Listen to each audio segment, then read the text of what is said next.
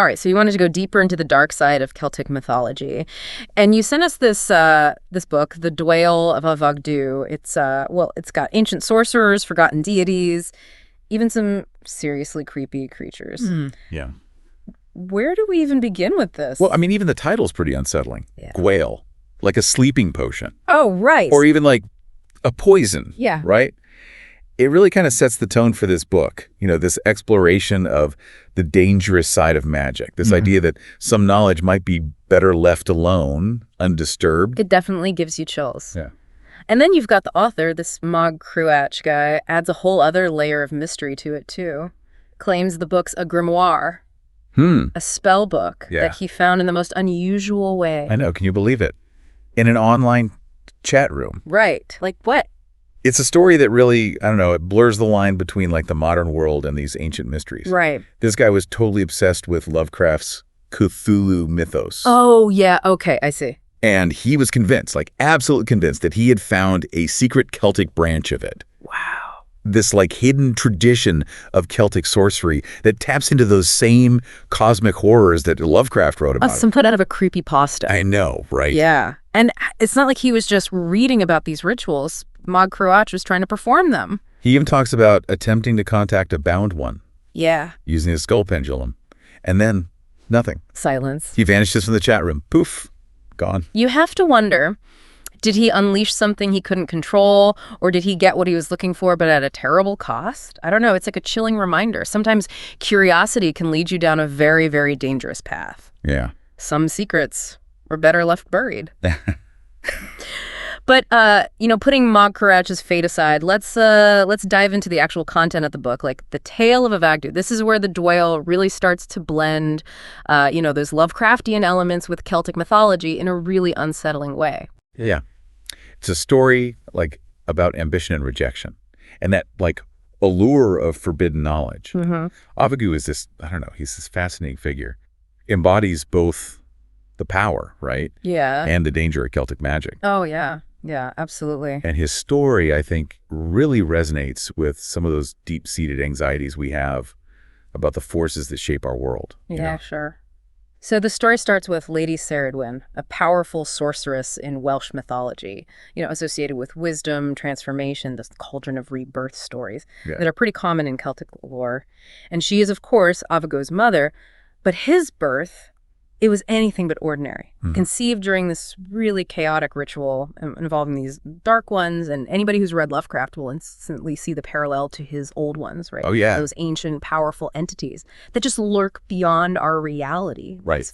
And the book, it even hints that Afagddu's father might be Gwairon, that bard who's also steeped in the old ways. So from the very beginning, Afagddu's connected to powerful magic and these ancient forces, almost a living embodiment of that connection between the human world and something much older, more primal. Yeah. And then there's, you add another layer to this. Yeah. Afagddu's physical appearance. Oh, right. Yeah. He's described as deformed with this grotesque visage.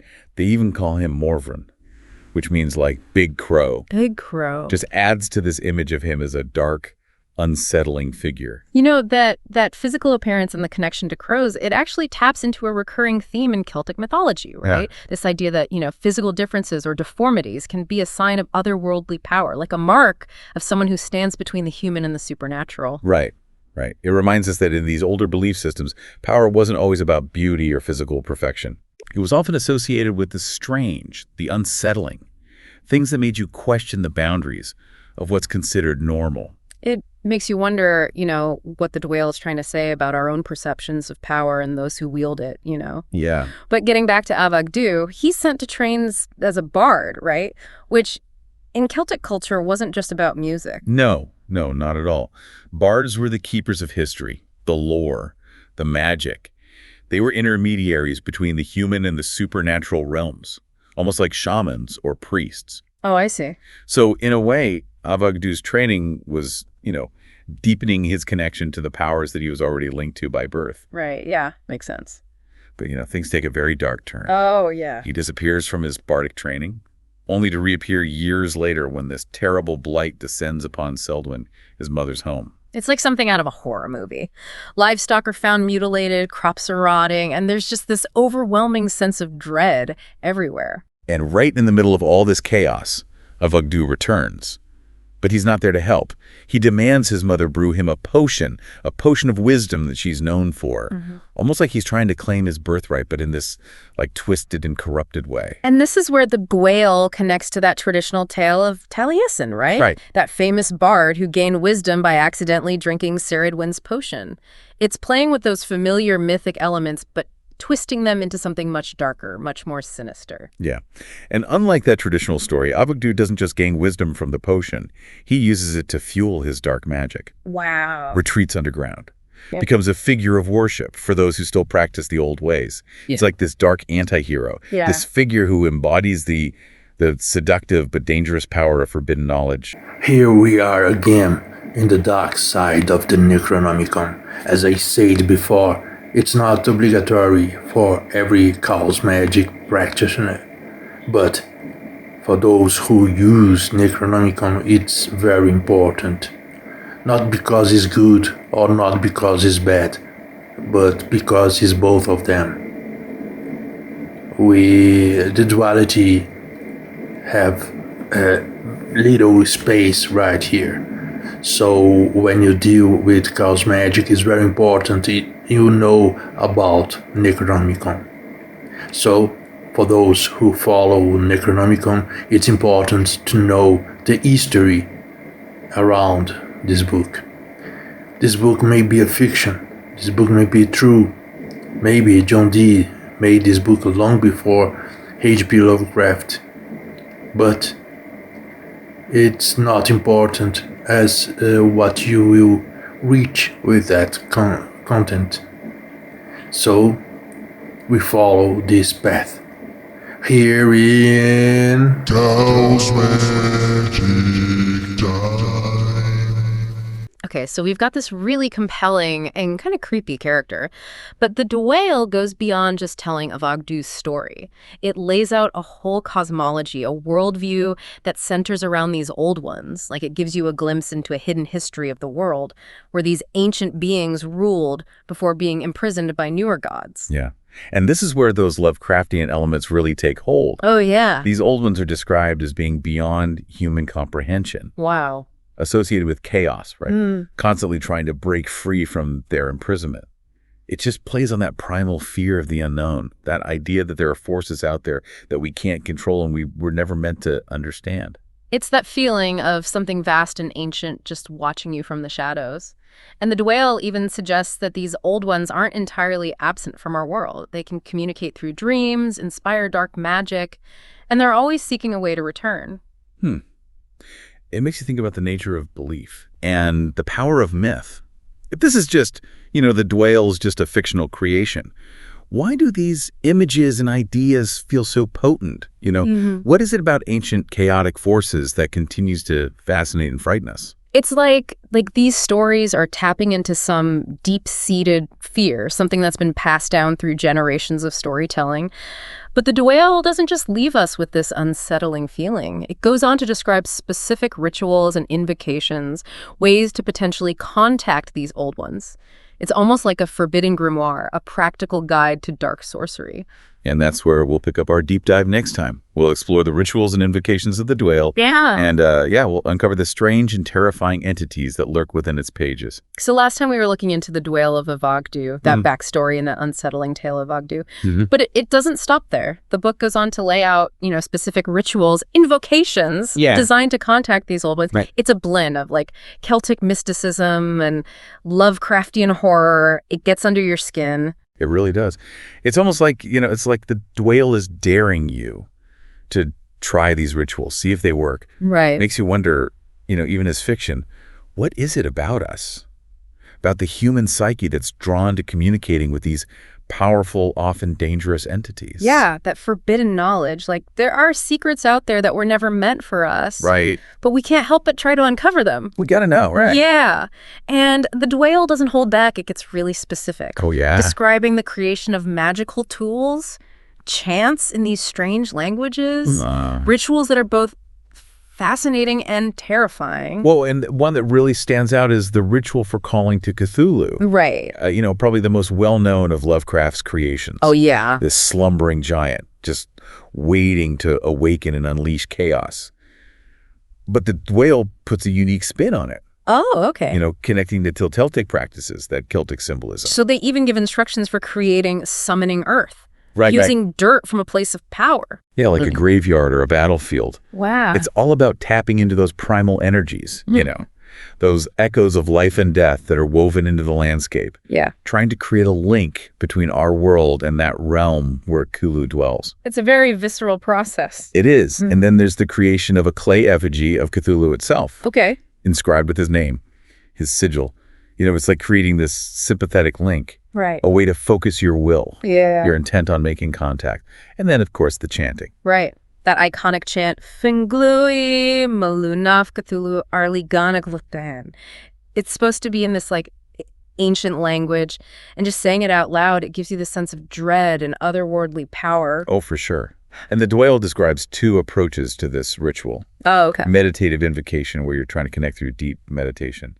And then the Black Revel. Yeah. Which is far more dangerous. Oh, all right. That involves these practices that could unleash some primal forces, within the practitioner, leading to madness or possession. It's like the book is warning you.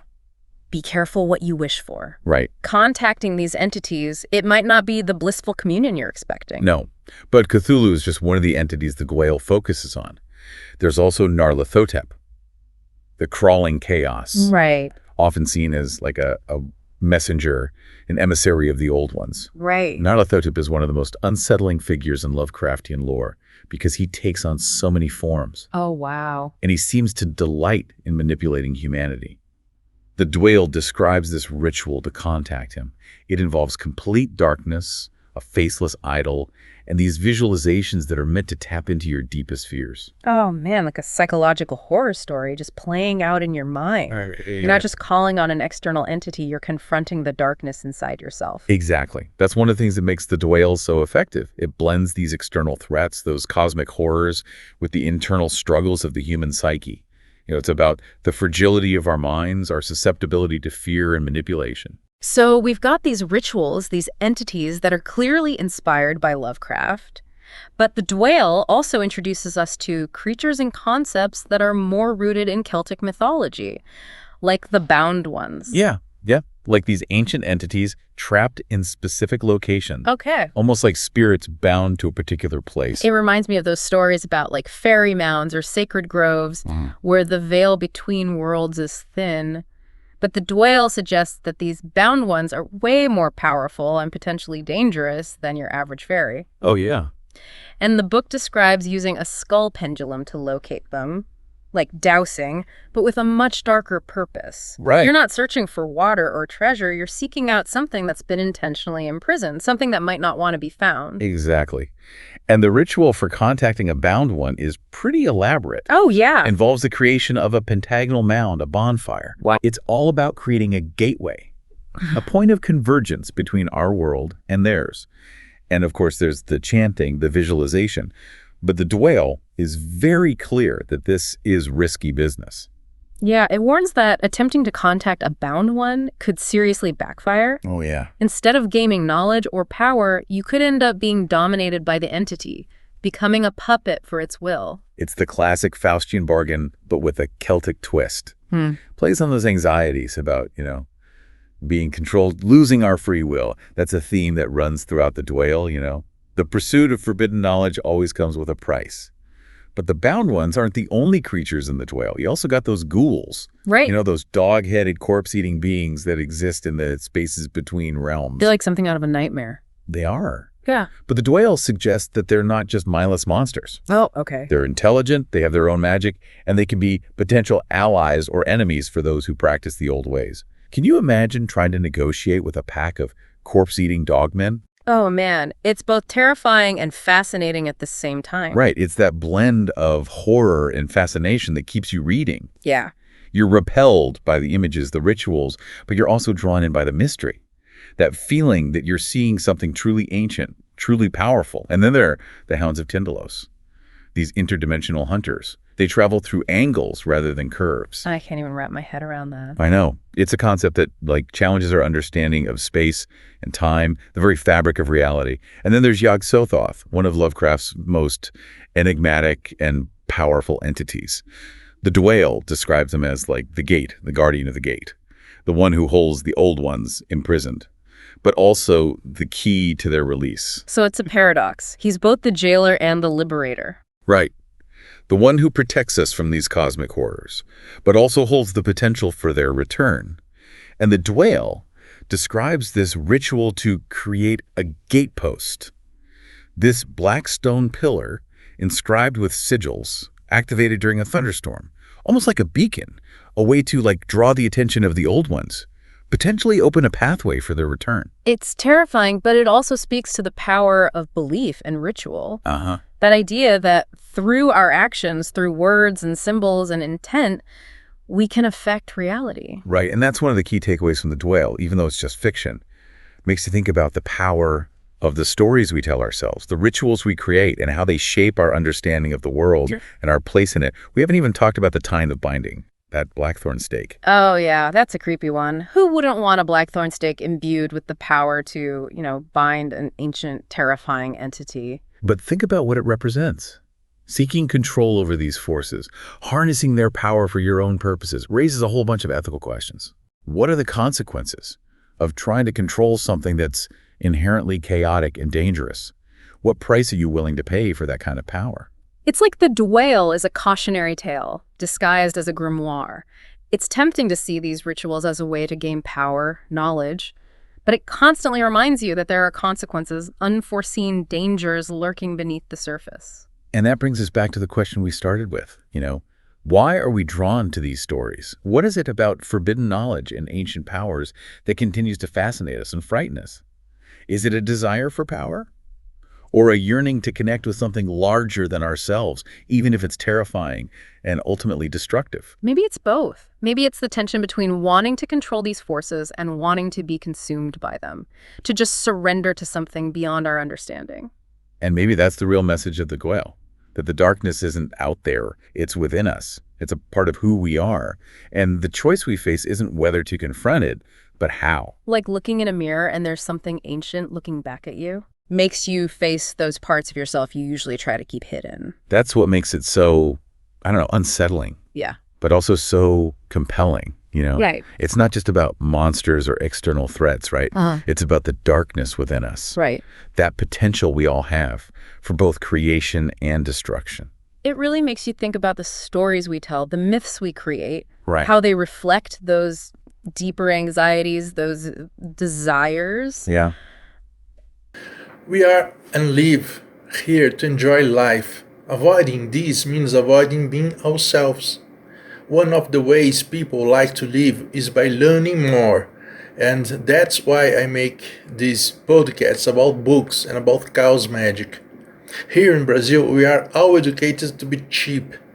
That herd education to be socially accepted. So I thought that the popular objection to chaos magic would be very intense. I was wrong. Here people are eager to learn and practice things that work for us Brazilians. It's not different outside of Brazil, but since English is not our native language, communication is a bit rigid. Anyway, I now make podcasts in English because just as many other people also liked them. I believe it is important to use these podcasts as a basis for at least Chaos Magic group to start discussions about them. However, I must point out that groups that are not practitioners of Chaos Magic will be very surprised when they practice these works that are recommended. And also I will recommend. Let's keep our hunger for learning strong here in Brazil or anywhere on the world. Hugs. The Dwale draws so heavily on Celtic mythology and Lovecraft. I mean, what is it about those two that makes such a potent combination? Well, Celtic mythology. It's rich with tales of magic and otherworldly beings and shadowy realms. Right. It's very in touch with the natural world, the cycles of life and death. Mm-hmm. But there's a darkness there too. That sense of danger, the unknown. Think about the tales of the seedy, the fairy folk, Right. beautiful and cruel. Right. Or those stories about the people who went into the other world and came back changed. Forever changed. Often for the worse. Yeah. It's like Celtic mythology acknowledges that there are forces beyond our control, that the world is a dangerous place. Even the most beautiful things can have a dark side.